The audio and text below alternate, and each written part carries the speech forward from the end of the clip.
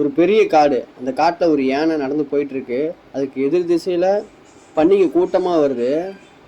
அந்த பன்னிங்கெல்லாம், ஏய் யானை, இவங்களுக்கு வழி விட்டுரு, இல்லை உன்னை கட்டிச்சு குதறிடுவோம் அப்படிங்க. உடனே அந்த யானை விலகி போயிடுது. தூரமாக இருந்த ஒரு கழுகு இதை பார்த்துட்டு அந்த யானைக்கிட்ட கேட்கும், நீ அவங்களோட உருவத்தில் ரொம்ப பெருசாக இருக்க, நீ நினச்சா அவங்கள ஒரே மிதியில் கொண்டுடலாம், ஏன் அவங்கள பார்த்துட்டு பயந்துட்டு வந்த அப்படின்னு கேட்க, நான் பயப்படலாம் இல்லை, ஆல்ரெடி அவங்க உடம்பு பூரா சேராக இருந்துச்சு, அவங்க கூட சண்டை போட்டால் என் உடம்புலையும் சேராயிரும், அதனால தான் நான் விலைக்கு வந்துட்டேன் அப்படின்னு அந்த யானை சொல்லிட்டு அந்த இடத்த விட்டு கடந்து போயிடும்.